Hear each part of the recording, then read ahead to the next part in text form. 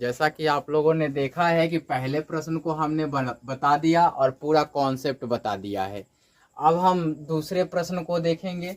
दूसरे प्रश्न में क्या कहता है, 2x² plus x minus 4 is equal to 0 है। तो कहता है कि इस समीकरण का मूल का अस्तित्व है कि नहीं ये बताना है। अगर है तो इसे वर्ग बनाने की विधि द्वारा ज्ञात कीजिए, मतलब पूर्ण वर्ग बनाने की विधि द्वारा ज्ञात कीजिए, ऐसा बोला है। तो हमने लिखा इसको हल अर्थात सॉल्यूशंस गिवन अर्थात दिया गया है या दिया है। उसके बाद हमने क्या लिखा, समीकरण के बारे में लिखा। ये दूसरे नंबर हैं, है ना, कौन से हैं, दूसरे नंबर। क्या दिए गए हैं, 2x² और plus x minus 4 is equal to 0। और क्या पूछा हुआ है, मूल का अस्तित्व है या नहीं, है ना। मूलों का अस्तित्व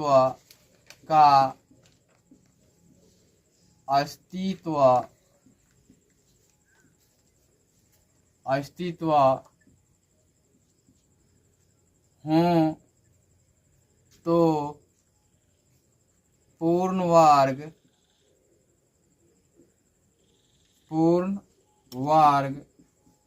बनाने की विधि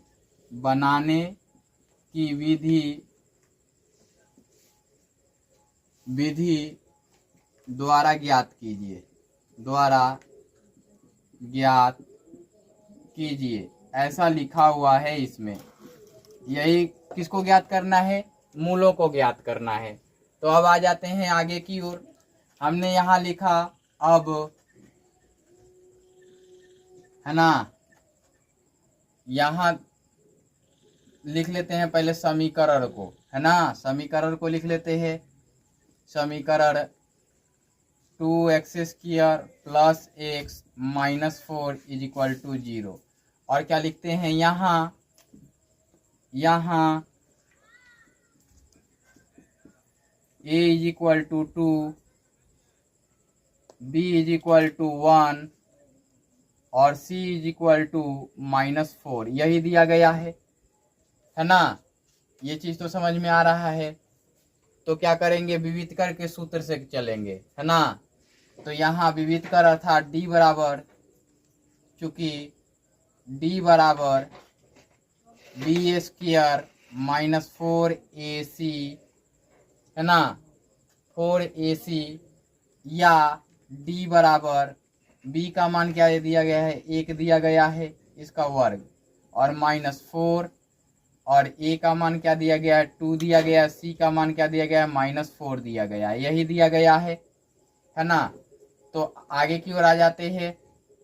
d इज इक्वल टू 1 का वर्ग हो जाएगा, और ये माइनस और ये माइनस, माइनस माइनस प्लस हो जाएगा, 4 दूना के 8 हो जाएगा, और 8 चौके 32 हो जाएगा, प्लस का 32 हो जाएगा। ये एक लिख लीजिए, ये 32 हो जाएगा।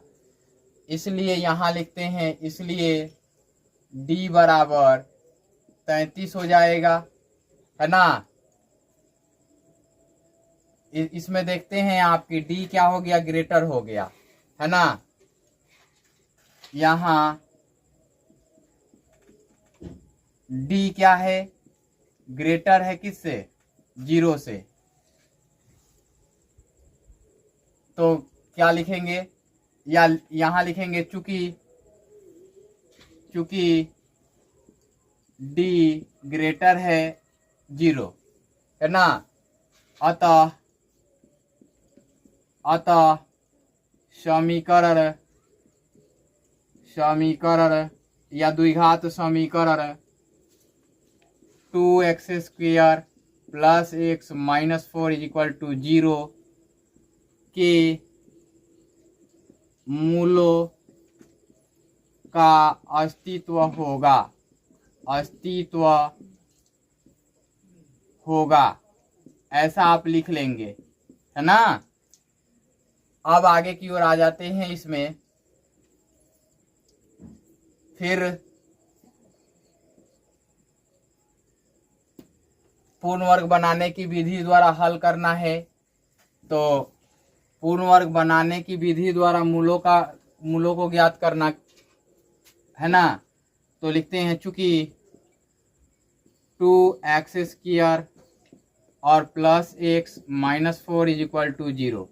हमने क्या बताया है आपको कि क्या करते हैं, पहले देखते हैं कि a के गुणांक कुछ दिए गए हैं कि नहीं दिए गए हैं, फिर a के गुणांक से भाग दे लेते हैं।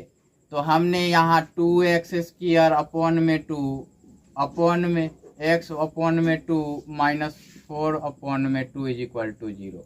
यहाँ क्या लिखेंगे, यहाँ 0 अपॉन में 2 लिख लीजिए। यहाँ क्या लिखेंगे, चूंकि दोनों तरफ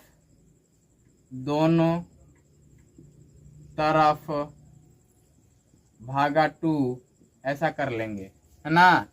तो अब क्या मिलेगा आपको, अब आपको मिल जाएगा 2 से 2 कैंसिल होगा, 2 2 जा 4 हो जाएगा। इसलिए नहीं लिखिए, या करके ही लिखिए x² और प्लस x अपॉन में 2 माइनस 2 इज इक्वल टू 0। अब आपने देख लिया कि यहाँ पे एक खत्म हो गया। तो पूर्ण वर्ग बनाने के लिए अब b के लिए क्या करते हैं, यहाँ b का मान 1/2 है, तो इसको 1/2 से पुनः गुणा करते हैं और इसका वर्ग जोड़ते और घटाते हैं। तो यहाँ करेंगे 1/2 और 1/2 का गुणा, 1/2 गुणे 1/2 करेंगे तो ये हो जाएगा 1/4, है ना। तो 1/4 करेंगे तो ये मिलेगा आपको x² और प्लस x अपॉन में 2 प्लस करेंगे 1/4 का वर्ग और माइनस 2 और इधर करेंगे 0 प्लस 1/4 का वर्ग, ऐसा कर लेंगे। इसको मिटा देता हूं मैं। और यहाँ क्या लिख लेंगे आप, यहाँ आपको लिखना होगा चूंकि दोनों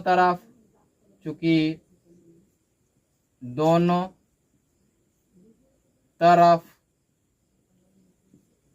जोड़ करना है 1/4 के वर्ग का, यही करना है आपको। आपने देख लिया कि 1/4 इसमें ऐड हो गया। अब देखिए हमने समझा दिया है, पीछे वाले 1 नंबर प्रश्न को देखा कीजिए, समझ में आएगा। x² हो गया, ये यहाँ से यहाँ तक क्या हो जाएगा, x प्लस 1 अपॉन में 4 द होल स्क्वायर हो जाएगा, है ना। ये हो जाएगा स्क्वायर और माइनस 2 और ये हो जाएगा 1/16 हो जाएगा ना। ये इधर माइनस में इधर जाएगा तो प्लस में। तो अब हम क्या करते हैं, इधर की ओर इसको घेरते हैं और तब लिखते हैं, ठीक है। यहाँ करते हैं या x प्लस 1 अपॉन में 4 द होल स्क्वायर और ये हो जाएगा 1 अपॉन में 16 एडेड टू 2 हो जाएगा, या x प्लस 1 अपॉन में 4 द होल स्क्वायर ये हो जाएगा 16 और 1 प्लस 32 ये हो जाएगा, या यहाँ हो गया आपका x प्लस 1 अपॉन में 4 द होल स्क्वायर और ये आपका हो गया 33/16 हो गया। अब देखिए ये इधर की ओर जाएगा तो इसको हम लिख सकते हैं x प्लस 1 अपॉन में 4 और इसको plus minus root under 33 upon में 16 लिख सकते हैं। अब यहाँ देखिए ये x प्लस 1 अपॉन में 4 हो जाएगा और ये हो जाएगा plus minus root under 33 upon में 4 हो जाएगा। यही मिलेगा आपको, मिलेगा ना। चलिए मैं इधर की ओर फिर लिख देता हूँ इसको, क्योंकि जगह की कमी है तो थोड़ा सा एडजस्ट करके आपको बनाना पड़ेगा, ठीक है। स्टेप बाय स्टेप मैं बता रहा हूँ आपको, ठीक है ना। तो यहाँ ये मिल गया। अब देखिए यहाँ x के 2 मान मिलेंगे, एक बार प्लस वाले तो लिखेंगे या, है ना, x प्लस 1 अपॉन में 4 is equal to root under 33 upon में 4, ये एडिशंस या यहाँ या ही लिखते हैं और लिखते हैं x प्लस 1/4 और ये हो जाएगा -√33/4 ये हो जाएगा। यहाँ से करेंगे तो ये x और ये हो जाएगा √33/4 और ये हो जाएगा -1/4, इधर से जाएगा माइनस हो जाएगा, या है ना, ये दूसरा मान देगा, यहाँ या लिख देते हैं, है ना, x और ये हो जाएगा -√33/4 -1/4। अब इसको हम सॉल्व करेंगे तो या क्या मिलेगा, या नहीं कीजिए, इसको डायरेक्ट कर लीजिए, इसका एलसीएम ले लीजिए। तो इसलिए x बराबर √33 -1/4 हो जाएगा। यहाँ या करके लिख सकते हैं, या यहीं नीचे लिख लीजिए, या ये हो जाएगा -√33 -1/4। दो मान मिल गए, एक ये और एक ये, तो इनके मूलों का अस्तित्व है ना। तो यहाँ लिख भी सकते थे, यहाँ लिख भी लिए हैं कि समीकरण इतना के मूलों का अस्तित्व होगा, है ना। तो फिर चले इससे और इसको पूर्ण वर्ग बनाने की विधि द्वारा ज्ञात किए तो इसका मान मिल गया। तो इसका मूल क्या हो गया, 2 मूल मिल गए। दोनों मूल को आप चाहे तो बॉक्स के अंदर घेर सकते हैं। कैसे घेरेंगे वो मैं बता देता हूँ, है ना। इसको घेर देंगे तो आपका मान मिल जाएगा। यहाँ पे दोनों को अलग अलग घेर सकते हैं या लिख सकते हैं अतः x बराबर √33 -1/4 कामा -√33 -1/4 दोनों लिख सकते हैं। देखिए ये मान छोटा होगा इसलिए इस मान को पहले लिख लीजिए, ऐसा भी करके दिया गया होगा। तो ये अतः करके लिखने के बाद पता चल गया कि x का मान 2 मिला हुआ है और ये इसको बॉक्स में आप बंद कर लीजिए। तो इससे पता चल गया कि 2 मान मिल गए। यही आपका उत्तर हो गया। ये दूसरे प्रश्न के लिए मैंने बताया।